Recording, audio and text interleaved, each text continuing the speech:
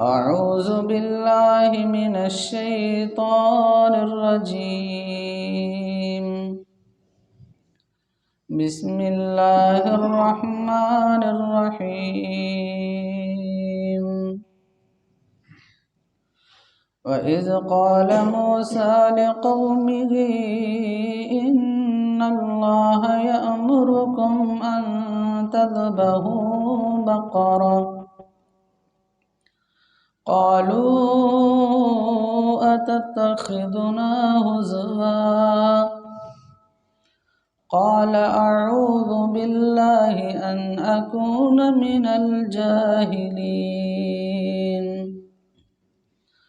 قالوا ادع لنا ربك يبين لنا ما هي قال إنه يقول إنها بقرة لا فارض ولا بكر عوان بين ذلك ففعلوا ما تؤمرون قالوا ادع لنا ربك يبين لنا ما لونها قال إنه يقول إنها بقرة صفراء فاقع لونها تسر الناظرين قالوا ادع لنا ربك يبين لنا ما هي إن البقرة شابه علينا وإنا إن شاء الله لمهتدون قال إنه يقول إنها بقرة لا ذلول تثير الأرض ولا تسقي الحرث مسلمة لا شية فيها قالوا الآن جئت بالحق فذبحوها وما كادوا يفعلون وإذ قتلتم نفسا فادارأتم فيها والله مخرج ما كنتم تكتمون فقلنا اضربوه ببعضها كذلك يحيي الله الموتى ويريكم آياته لعلكم تعقلون.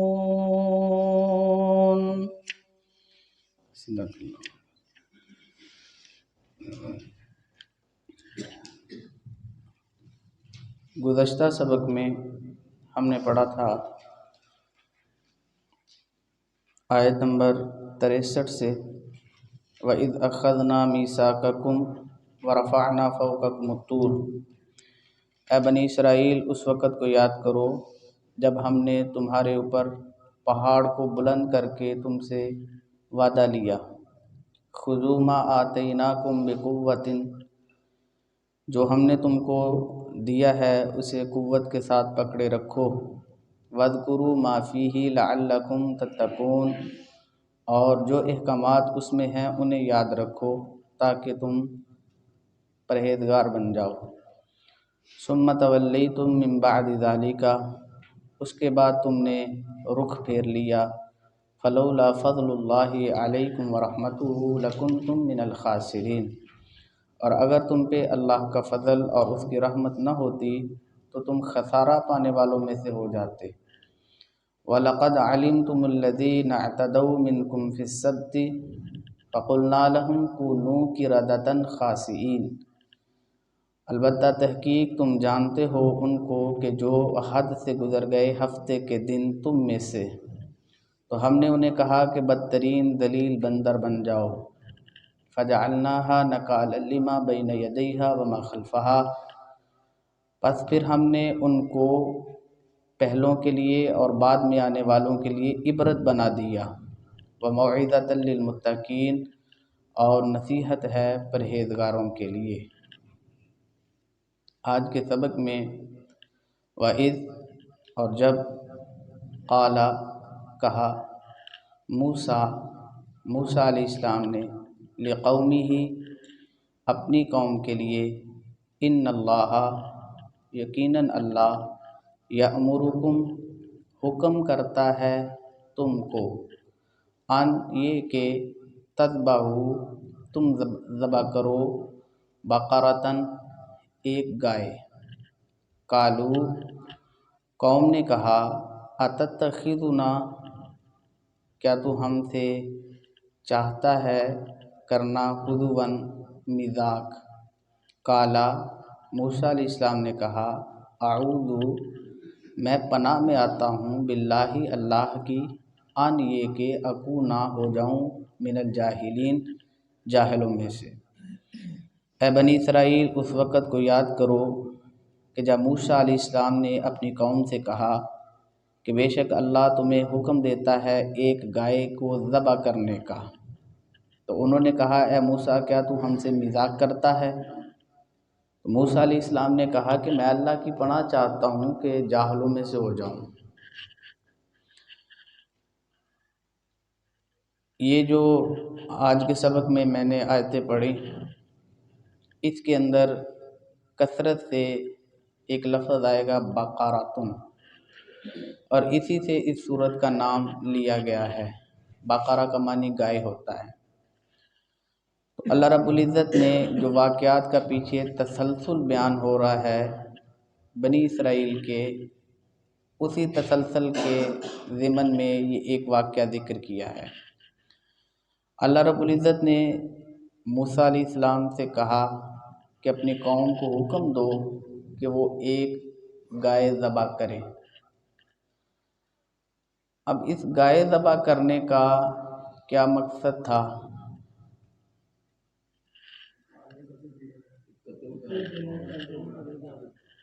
ہاں، یہ معروف یہی ہے کہ ایک اندھا قتل ہوا اور اسے ثابت کرنے کے لیے گائے ذبح کرنے کا حکم دیا گیا تھا۔ دو موقف ہیں اس کے متعلق کہ گائے کو ذبح کرنے کا حکم کیوں دیا گیا تھا۔ یہ جب ہم ساری آیات کا ترجمہ پڑھیں گے تو بات واضح ہو جائے گی۔ ایک موقف جو آپ نے بیان کیا اور یہ ابن کثیر نے لکھا ہے۔ ایک دوسرا موقف ابھی ہمارے جو جدید سکالر ہیں انہوں نے چونکہ اس واقعے کی کسی حدیث سے تائید نہیں ہوتی، یہ ایک بنی اسرائیلی روایت ہے جو ہم اس گائے کو جوڑتے ہیں نا، اس گائے کے ذبح کرنے کو اس قتل کے ساتھ، تو یہ بنی اسرائیلی روایات ہیں جن کے متعلق حکم یہ ہے کہ نہ ہم ان کی تصدیق کر سکتے ہیں اور نہ ہی ہم ان کا انکار کر سکتے ہیں۔ تو ایک موقف یہ ہے کہ گائے، چونکہ بنی اسرائیل نے حضرت موسیٰ علیہ السلام کی غیر موجودگی میں جب آپ کوہ طور پہ گئے تو انہوں نے بچڑے کو معبود بنا لیا تھا۔ اب اس معبود کی جو عبادت اور اس کی جو محبت تھی، ان کی جو اس سے عقیدت تھی، اسے ختم کرنے کے لیے ضروری تھا کہ گائے کو ذبح کیا جاتا۔ اور اس کو سمجھنا مشکل نہیں ہے، ابھی بھی اس پڑھے لکھے معاشرے اور جدید دور کے اندر ایک ہنگامہ کھڑا ہوتا ہے عید قربان کے اوپر جب مسلمان گائے بیل ذبح کرتے ہیں تو ہمارے ہمسائے ملک میں، کیونکہ وہ گائے کی پرستش کرتے ہیں، وہ اسے پاکیزہ اور معتبر جانور خیال کرتے ہیں، تو کہیں نہ کہیں یہ سلسلہ ہے اس گائے کے معتبر ہونے کا یا اس کی پرستش کرنے کا۔ تو بچڑا چونکہ وہ گائے ہی سے پیدا ہوتا ہے، اور جو بچڑا انہوں نے بنایا تھا وہ سونے سے بنایا تھا اور اس کی شباہت گائے سے ملتی تھی۔ تو آگے آپ جب ہم وہ اس کی علامتیں پڑھیں گے نا کہ کس طرح کی گائے ذبح کرنی ہے، تو مفسرین نے لکھا ہے وہ علامتیں اس بچڑے کی تھی جو انہوں نے بنائی تھی، اس کی رنگت بھی ویسی تھی جیسا بچڑا انہوں نے بنایا تھا۔ تو بچڑے کی عبادت جو انہوں نے کی وہ ان کے اندر سے ختم کرنے کے لیے کہ وہ جو انہوں نے معبود بنایا، اللہ رب العزت نے یہ حکم دیا کہ تم گائے کو ذبح کرو۔ اب جب گائے کو ذبح کیا تو گائے نے تو انہیں کوئی ضرر نہیں پہنچایا، گائے نے انہیں کوئی نقصان نہیں پہنچایا۔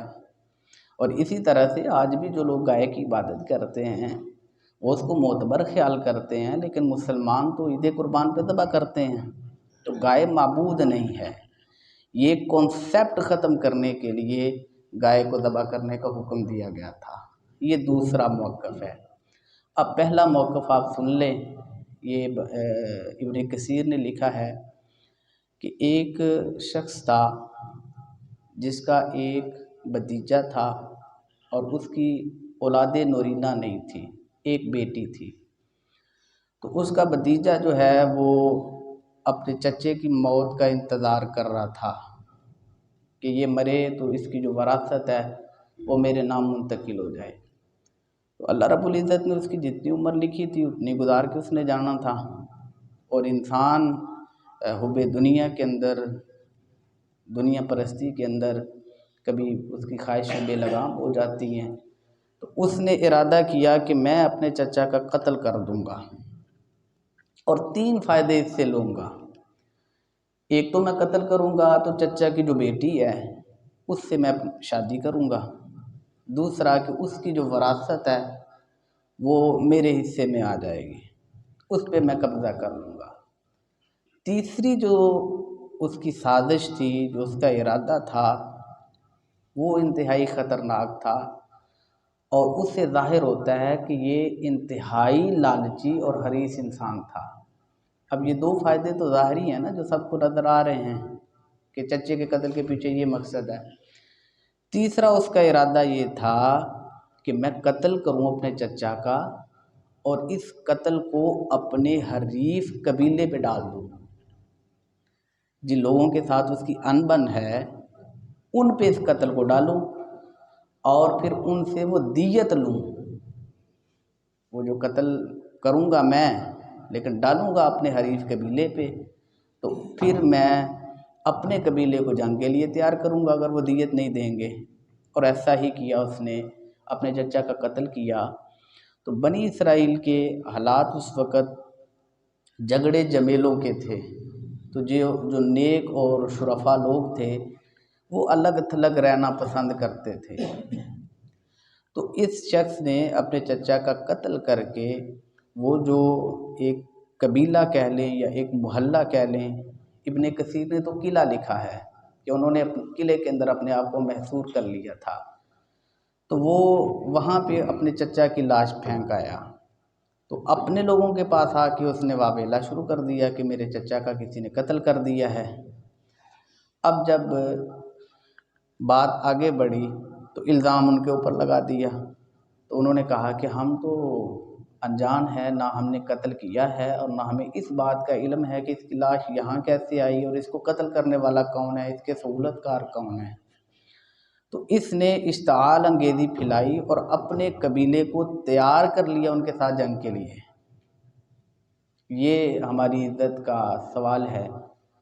تو جب بات یہاں بڑھی تو پھر جو قوم تھی وہ نیک اور شرفا جن پہ قتل ڈالا گیا تھا وہ حضرت موسیٰ علیہ السلام کے پاس آئے اور انہوں نے آ کے کہا کہ یہ جو اندھا قتل ہے آپ اس کی تحقیق کریں، آپ اللہ کے نبی ہیں۔ تو پھر حضرت موسیٰ علیہ السلام نے اللہ رب العزت سے دعا کی، اللہ رب العزت نے حکم دیا کہ وہ گائے ذبح کریں۔ تو اس طرح آگے جا کے ہم پڑھیں گے کہ وہ گائے کے ذریعے اللہ رب العزت نے وہ جو قتل تھا، اندھا قتل، وہ اللہ رب العزت نے ثابت کیا۔ تو یہاں پہ یہ 2 موقف ہیں۔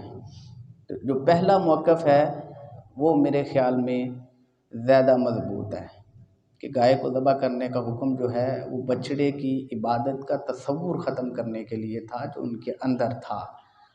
اب رہی بات کہ گائے کے ساتھ قتل کو ثابت کرنا، جب ہم سبق پڑھیں گے تو اس کی جو دلیل زیادہ مضبوط نظر نہیں آتی۔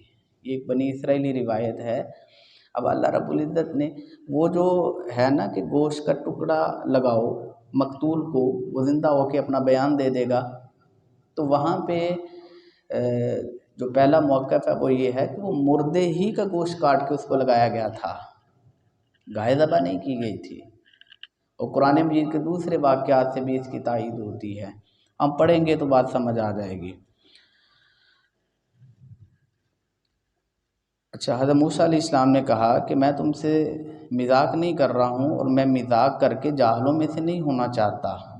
قالو، قوم نے کہا، ادع لنا، دعا کریں ہمارے لیے ربا کا، اپنے رب سے، یبین لنا، وہ واضح کر دے، لنا ہمارے لیے، ماہیہ وہ کیسی ہے، وہ گائے وہ بیل کیسا ہے۔ قالا، موسیٰ علیہ السلام نے کہا، انہو، بے شک وہ، یقول کہتا ہے، اللہ، انہا، تحقیق وہ، بقرۃ گائے، لا نہیں، فارض بوڑھی، ولا اور نہ، بکر بچہ، عوان درمیان ہے، بین ذالکا جوانی اور بچپن اور بڑھاپے کے، ذالکا یہ، ففعلوا پس کرو، ماں جس کا تو مرون تمہیں حکم دیا جاتا ہے۔ تو حضرت موسیٰ علیہ السلام سے انہوں نے کہا کہ اپنے رب سے دعا کریں کہ وہ واضح کر دے وہ گائے کیسی ہونی چاہیے۔ تو حضرت موسیٰ علیہ السلام نے کہا کہ اللہ رب العزت فرماتا ہے کہ وہ گائے بوڑھی نہیں ہونی چاہیے اور بچی بھی نہیں ہونی چاہیے، اس کے درمیان اس کی عمر ہونی چاہیے، جوانی نوجوانی کی۔ تو یہ تمہیں حکم دیا جاتا ہے، پس تم اس پہ عمل کرو۔ قالو، تو انہوں نے کہا، ادع لنا، آپ ہمارے لیے دعا کریں ربا کا، اپنے رب سے، یبین لنا، وہ بیان کر دیں ہمارے لیے، ما لونہا، اس کی رنگت کیسی ہے۔ قالا، موسیٰ علیہ السلام نے کہا، انہو، بے شک وہ، یقول اللہ کہتا ہے، انہا، کہ وہ، بقرۃ بیل ہے، صفراء زرد رنگ کی، فاقع گہرا، لونہا اس کا رنگ ہے، تسر خوش کرتا ہے، ناظرین دیکھنے والوں کو۔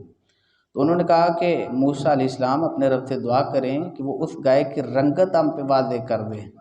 تو موسیٰ علیہ السلام نے کہا، وہ اللہ کہتا ہے کہ وہ گائے زرد رنگ کی ہو اور گہرا زرد رنگ اس کا، کہ جو دیکھنے والوں کو خوش کرے، دیکھنے والوں کی نظر اپنی طرف جاذب کرے۔ قالو، پھر انہوں نے کہا کہ ادع لنا، ہمارے لیے دعا کرے ربا کا، اپنے رب سے، یبین لنا، وہ واضح کر دے ہمارے لیے کہ ماہیہ وہ کیسی ہے۔ انا، بے شک، البقرہ گائے، تشابہ مشابہ ہو گئی ہے، علینا ہم پر۔ تو کہنے لگے کہ آپ اللہ رب العزت سے، اپنے رب سے دعا کریں کہ وہ ہم پہ صحیح طرح سے واضح کر دے وہ گائے کیسی ہے، جیسی باتیں بیان کی گئی ہیں، اس کی رنگت جیسے بیان کی گئی ہے، اس کی عمر جس طرح بیان کی گئی ہے، اس طرح کی بہت ساری گائیں ہیں، تشابہ علینا، تو ہمیں سمجھ نہیں آ رہی، گائے ایک دوسرے میں مشابہ ہیں۔ وَإِنَّا، اور بے شک ہم، ان، اگر شاء چاہا اللہ نے، لمہتدون، تو اپنے مقصد کو پا لیں گے، حقیقت تک پہنچ جائیں گے۔ یہاں پہ یہ لفظ دیکھیں جو ہیں، انشاء اللہ، اگر اللہ نے چاہا، تو مفسرین نے لکھا ہے کہ اگر وہ یہ نہ کہتے انشاءاللہ تو شاید ان کے لیے آزمائش پہ آزمائش پڑتی اور ان کے لیے مشکل سے مشکل بڑھتی اگر وہ یہ نہ کہتے۔ ہمارے ہاں انشاءاللہ جب لکھا جاتا ہے تو یہ نون کو الگ نہیں لکھا جاتا، انشاء، نون کو شین کے ساتھ ملا کے لکھا جاتا ہے اور وہ بنتا ہے لفظ انشاء۔ انشاء کا معنی ہوتا ہے پیدا کرنا، تو انشاءاللہ اسی طرح لکھنا چاہیے، ان، اگر، شاء چاہا، اللہ نے۔ اگر ہم اس نون کو شین کے ساتھ ملا دیں، الگ نہیں رکھیں، تو اس کا مطلب ہوتا ہے انشاءاللہ، اللہ کو پیدا کیا، تو یہ اس کا مفہوم بالکل غلط ہو جاتا ہے۔ تو انشاءاللہ اسی طرح قرآن کریم کے اندر لکھا ہوا ملے گا، آپ جہاں بھی پڑھیں گے، اور ایسے ہی لکھنا چاہیے، نون کو شین کے ساتھ ملانا نہیں چاہیے، اس سے معنی بدل جاتا ہے۔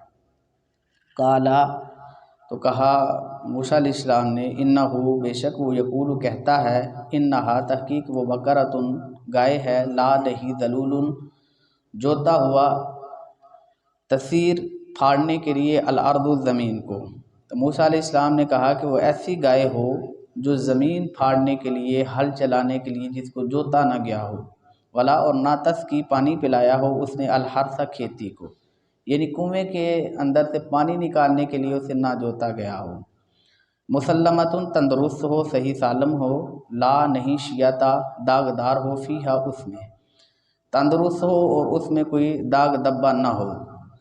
قالو اب قوم نے کہا الآن اب جئتا لایا ہے تو بالحق کی صحیح بات، فذبحوہا پس ذبح کیا انہوں نے اس کو، وما اور نہیں کادو نزدیک سے یفعلون وہ ایسا کریں۔ تو اب انہوں نے کہا کہ موسیٰ علیہ السلام بات ہم پہ واضح ہو گئی ہے، تو پھر وہ اس کو بڑی مشکل سے ہیلے بہانوں کے بعد ذبح کرنے کے لیے تیار ہوئے۔ اب یہاں پہ بات سمجھنے والی یہ ہے کہ حضرت موسیٰ علیہ السلام نے کہا تھا کہ آپ گائے ذبح کریں، تو یہ سادہ سی بات ان کی سمجھ میں نہیں آئی۔ گائے ذبح کریں تو کوئی بھی گائے ہے وہ اس کو ذبح کر دیں۔ اب وہ سوال پہ سوال جب انہوں نے کیا کہ وہ کیسی ہوگی، اس کی عمر کتنی ہوگی، اس کی رنگت کیسی ہوگی، تو اللہ رب العزت نے وہ پوچھتے گئے اور اللہ رب العزت بتاتے گئے۔ اب ایسی شرائط والی گائے ڈھونڈنا مشکل ہو گئی، تو ایک یتیم بچہ تھا جس کے پاس یہ گائے تھی، جس کے اندر یہ ساری شرائط اور علامتیں موجود تھی۔ وہ بچہ ابن کثیر نے لکھا ہے کہ اپنے ماں باپ کا بڑا تابع دار تھا، اور اس کی تابع داری کا ایک واقعہ لکھا ہے، اور اللہ اس کو اس کی اس تابع داری کا صلہ دینا چاہتا تھا۔ اس قدر تابع دار تھا کہ ابن کثیر نے لکھا ہے ایک شخص اپنا ہیرا بیچنے کے لیے آیا قیمتی، تو اس نے اس کی قیمت لگائی 70,000 روپے، وہ دینار تھے، درہم تھے، اس وقت کی جو بھی کرنسی تھی۔ تو اس نے کہا کہ میرا باپ سویا ہوا ہے اور وہ جو خزانے کی چابی ہے وہ اس کے تکیے کے نیچے ہے، تو میں اس کو جگا نہیں سکتا، آپ انتظار کر لیں، میں یہ ہیرا خریدنا چاہتا ہوں، میرا والد جب نیند سے بیدار ہوگا تو میں رقم ادا کر کے ہیرا لے لوں گا۔ تو اس نے کہا کہ آپ 70 کی بجائے 60 دے دیں، لیکن ابھی دیں، اپنے والد کو جگا لیں۔ تو اس نے کہا جی کہ میں والد کو نہیں جگاؤں گا، البتہ آپ 70 کا 80 لے لیں، 70,000 کی بجائے 80,000 لے لیں۔ تو وہ نیچے آتا گیا، یہ اوپر جاتا گیا، حتیٰ کہ وہ 30,000 پہ آ کے رکا کہ 30,000 دے دیں۔ اس نے کہا میں 100,000 دے دوں گا، 1,00,000 دے دوں گا، لیکن اپنے باپ کو نہیں جگاؤں گا۔ تو بالآخر وہ چلا گیا، وہ خرید نہیں سکا۔ ابن کثیر نے یہ واقعہ لکھا ہے۔ تو جب یہ گائے اس نے بیچی، اس وقت اس کا باپ فوت ہو چکا تھا، اور وہ انتہائی مسکنت اور غریبی کی زندگی بسر کر رہا تھا، اس کی ماں بیوہ ہو چکی تھی۔ تو اللہ رب العزت نے اس کے اس احترام کی وجہ سے اسے نوازنا تھا، اور یہ سارے اسباب پیدا کیے گئے۔ تو اس بچے سے انہوں نے وہ گائے خریدی، اتنا جتنا بچے سے انہوں نے کہا کہ اس گائے جیسی 2 لے لیں، اس نے انکار کر دیا۔ اس نے کہا 4 لے لیں، 10 لے لیں، اس نے انکار کر دیا۔ سودا اس طرح طے ہوا کہ انہوں نے کہا جتنا وزن گائے کا ہے اتنے وزن کا سونا تول کے ان کو دیا اس قوم نے۔ تو پھر وہ گائے انہوں نے خریدی اور پھر اس کو ذبح کیا۔ تو اب یہ جو ساری مشکلات انہوں نے پیدا کی تو اپنی وجہ سے کی نا، جب سوال پہ سوال کرتے گئے۔ اور اللہ رب العزت نے سورہ انعام کے اندر فرمایا ہے یا ایھا الذین آمنو، اے ایمان والو، لا تسألوا عن اشیاء، کثرت سوال سے بچو، ان تبد لکم تسؤکم، حین ینزل القرآن تبد لکم، قرآن نازل ہو رہا ہے، آپ بار بار سوال کریں گے تو جواب مل جائے گا، جب جواب مل گیا تو پھر تمہاری طبیعت پہ مشکل آ جائے گی، پھر تم پہ گراں گزرے گا۔ تو اس لیے عفا اللہ عنہا، بہت ساری چیزیں ایسی ہیں جو ان سے اللہ ویسے ہی درگزر کر لیتا ہے، جو اس کے نزدیک ضروری نہیں ہوتی، جو ہم نے اپنے اوپر فرض کر لی ہوتی ہیں، عائد کر لی ہوتی ہیں۔ تو کثرت سوال سے بچنا چاہیے، یہ انسان کو دور لے کے جاتا ہے اور خسارے کا سودا ہے۔ اب آئیں کہ اس واقعے کا قتل کے ساتھ، گائے کے ذبح کرنے کا قتل کے ساتھ تعلق ہے یا بچڑے کی عبادت کے تصور کو ختم کرنے کے ساتھ تعلق ہے۔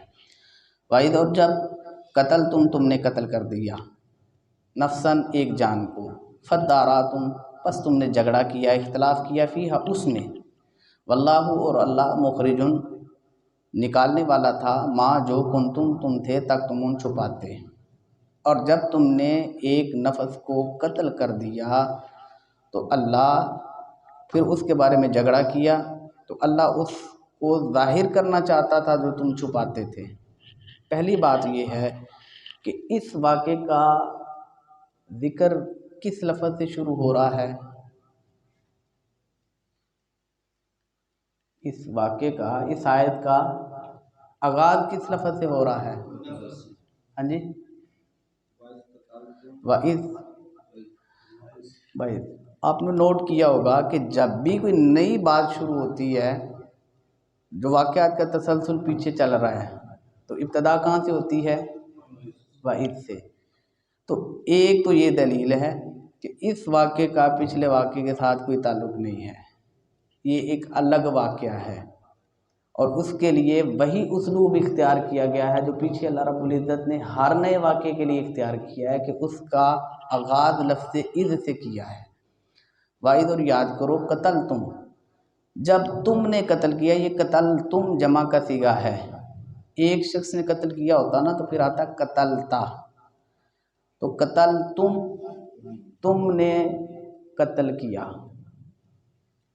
ایک جان کو، فداراتم فیہا، پھر اس کے بارے میں تم نے اختلاف کیا، تو اللہ جو تم چھپاتے تھے اس کو وہ ظاہر کرنا چاہتا تھا۔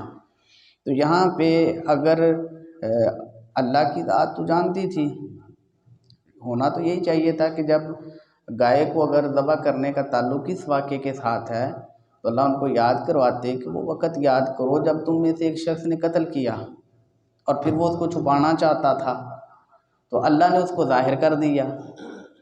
قتل تو ایک نے کیا نا، سب نے تو نہیں کیا، سب تو چھپانا نہیں چاہتے تھے۔